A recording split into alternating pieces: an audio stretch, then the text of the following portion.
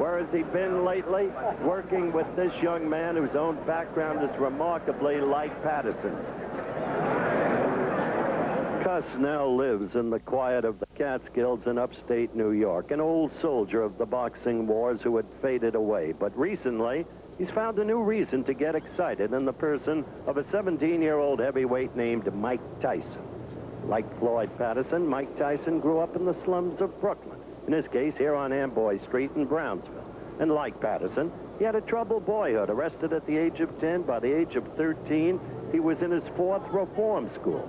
But a former fighter of custom autos was a counselor at that school, and he got Mike released in custody of his old trainer. Got him released for one last chance to save a kid.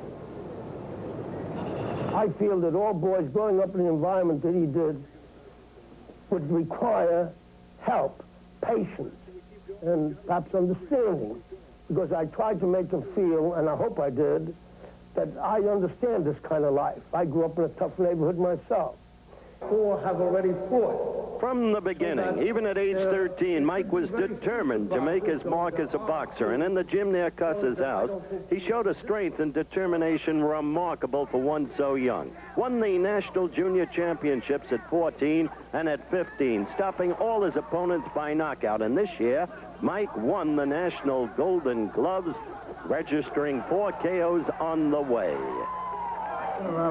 They seem an odd couple as they spend endless hours studying old fights, the professor preparing his student on the skills necessary for survival in a dangerous sport. When Mike's mother died last year, Cuss became his legal guardian. The effect of their relationship has been tremendous. Cuss has always been a loner in the shadowy world of boxing, but he has indeed struck a responsive chord in a young kid who appeared to be headed toward a wasted life. Mostly it just changed my life because he helped me to deal with people. I know how to deal with people now. Before, I couldn't talk to people. I always want to be alone, and now I learned how to deal with anyone. I could talk to anyone, even about their problems. And it's like a father and son relationship. You know, even though he is my manager and trainer, sometimes I forget that because of the way we are. I can say honestly, I have a very deep affection for him. I do. To me, he's my boy. He's with me. I often say to him, you know, I owe you a lot, and he doesn't know what I mean, but I'm going to tell him now what I mean.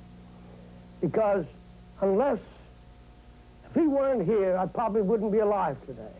The fact that he is here and doing what he's doing, and doing as well as he's doing, and improving as he has, gives me the motivation and interest to stay alive. Because I believe that a person dies when they no longer wants to live. Nature is a lot brighter than people think. Little by little, we lose our friends that we care about, and little by little, we lose our interest, until finally we say, well, what the devil am I doing around here? We have no reason to go on. But I have a reason with Mike here, and he gives me the motivation. I will stay alive, and I will watch him become a success, because I will not leave until that happens. And now, the heavyweight final, 201-pound weight limitation. Mike Tyson, whom you've already met, against Henry Tillman. Quick further word about Tyson, just extraordinary punching power. The upper body strength evident as you merely look at him. The upper arms enormous. The boxing skills perhaps developing, but certainly relatively minimal at this point in time. After all, just 17, but a superb teacher in custom auto. Henry Tillman, on the other hand, is an experienced fighter with a good left jab.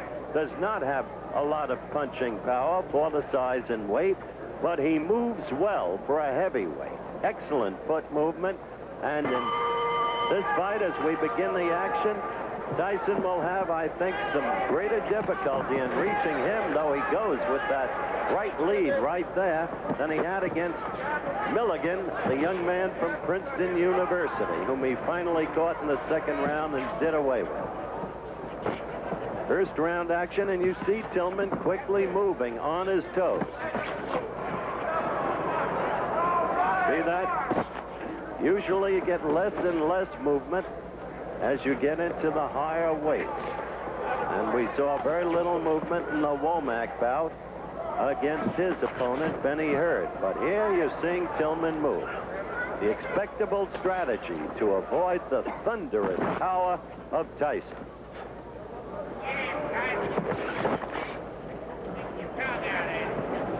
Third man in the ring in this bout is Jerry Dusenberry, another of the accomplished officials I've discussed. He will not, however, be one of the four going to L.A. to work.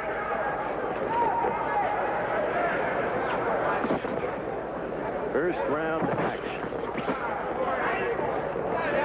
You've got to do for 3 sustained rounds what Tillman is doing right now to stay alive against this young man. That much can be said. An enormous puncher. He can paralyze you with a blow to the belly if he connects.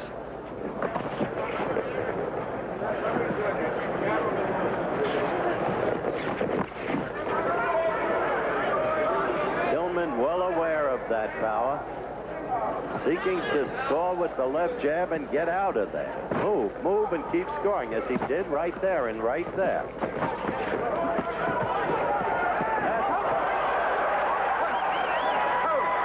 That's what Tyson wanted. He got him against the ropes, and down he went.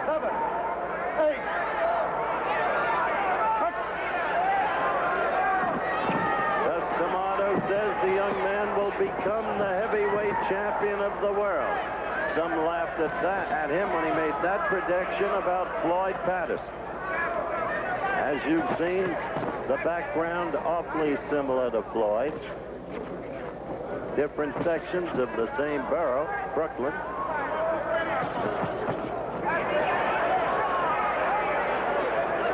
So we have had one knockdown, and we're still in the first round, coming to the end of it. But remember, the knockdown and scoring counts for no more than a good clean jab, and Tillman's landed a lot of those.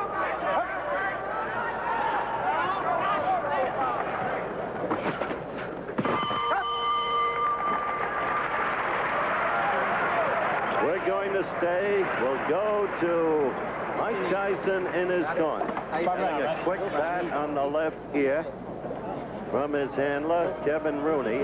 Let me make it clear, Cus D'Amato does not work the corner. Cus is in his mid-70s now, and you heard the magnificent thing he said about Mike Tyson. He said, this young man motivates the continuance of my life. He's what I live for now. And you look at the replay, the right got in and then another right, and Tillman started to buckle, and the third right was what put him down between the bottom and middle strands of ropes.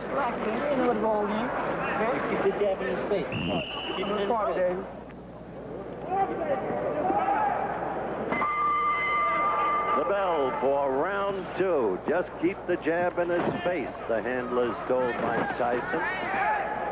Tillman quickly again on his toes, moving, moving, moving, usually to the left.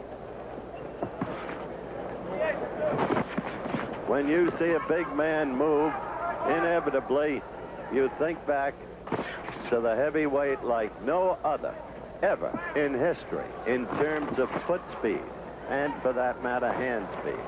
The name, Muhammad Ali.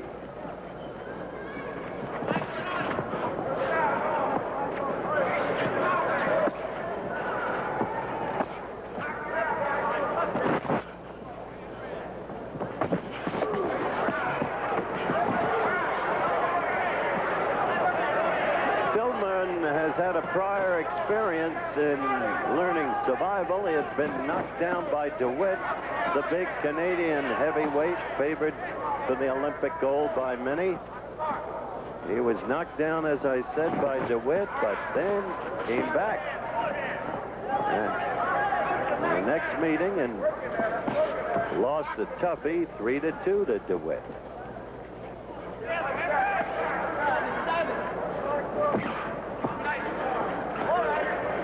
Watch closely.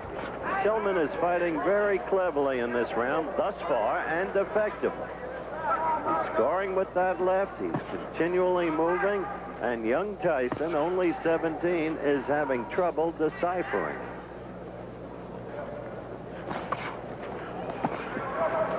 Well, Tillman right there. Scored 3 blows and then a 4th. And Mike relying on that wild lunging right.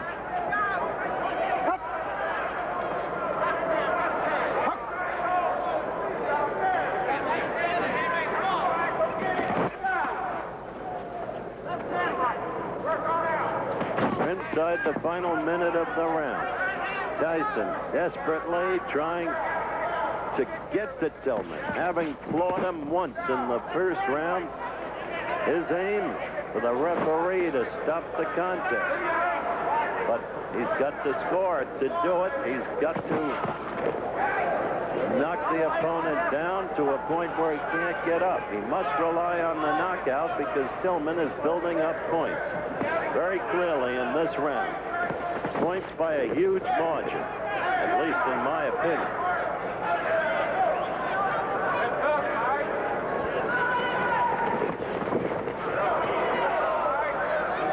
We are counting down toward the end of round 2.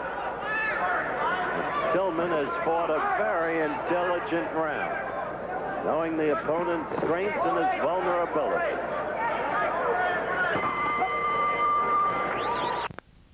The final round, it is conceivable that the bout could hinge on this round.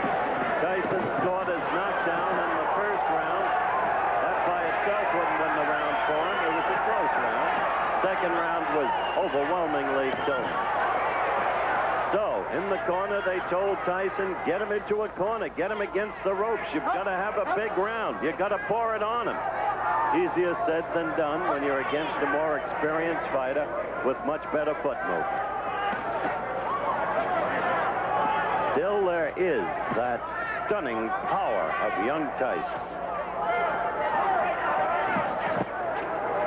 But as I have mentioned several times, you go into a tournament like this, you must go in as a boxer. You can't just look for the knockout. There's Tillman flicking that left again.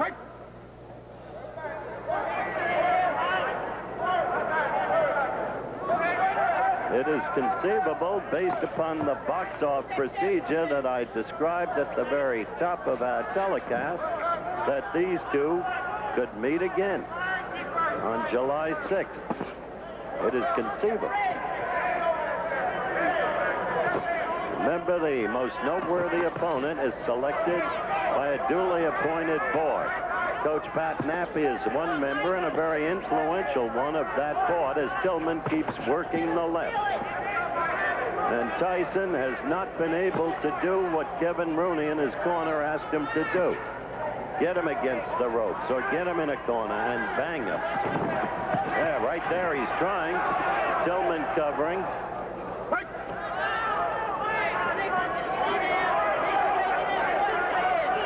Tyson has very little time left. He scored there, indeed. Crowd always looking for the knockout.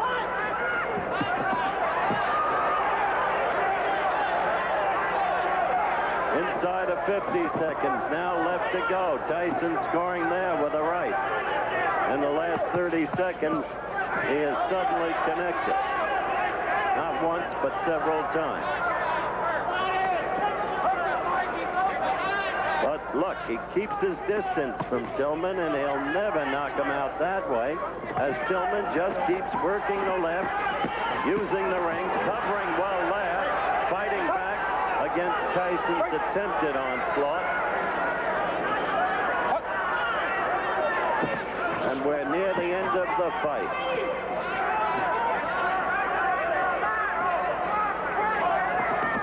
So there will be no knockout by young Mike Tyson in this fight, though there was a first-round knockdown. The bell.